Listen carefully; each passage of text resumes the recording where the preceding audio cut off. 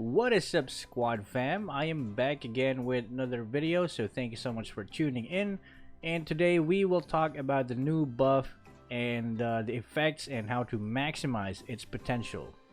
So as you may all already know, the new jungle monsters are now out in the original servers, right?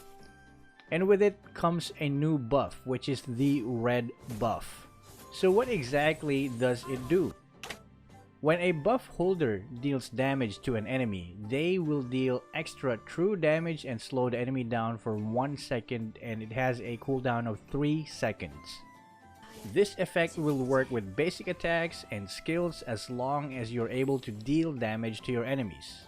But one thing to take note of is this buff is slightly different for different roles, like for assassins, fighters, and tanks. What it does to them is it deals 50 plus 50% of the hero's physical attack and can slow their target down for 80% for 1 second.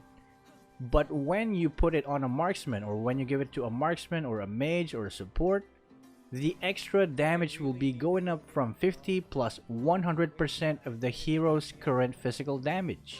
It can also then slow down the target for 30% for 1 second.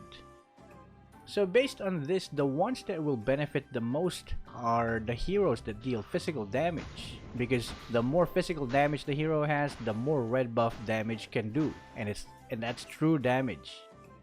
So if you're going for like more damage from the red buff, it's gonna be exceptionally better if you give it to a marksman, or if you're a marksman yourself, since they will deal 100% of their physical damage, and being a ranged attacker is a bonus.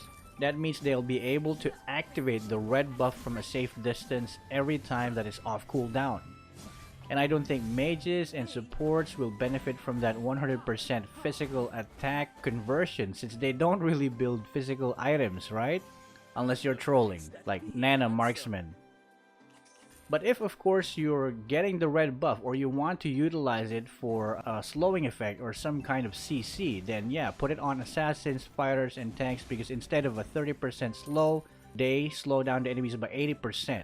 So it's really up to you. But for damage wise, please make sure that the marksman has the red buff, because the more damage the red buff does, the easier it is to kill enemies, right?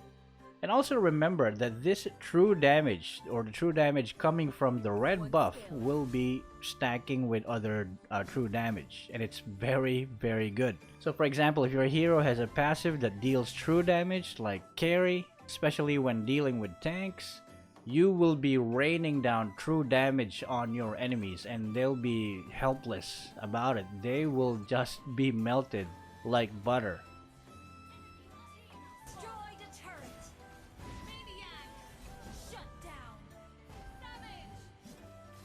So let me know what you think about the red buff. I think it's a very good addition. It really changes the meta right now, especially when it comes to who should take the buff or who should be the priority when giving buffs to your allies or to different roles, right? Leave a comment down below and let me know what you think. If you have any additional tips, feel free to comment it down as well. And I hope you learned something from this video, and if not, slap like now, because you a bright boy, you a smart boy. And again, my name is Shin Mentakizo. Thank you so much for watching this video. Subscribe now for more updates about changes in the future for Mobile Legends, and I'll see you guys in the next one. Peace.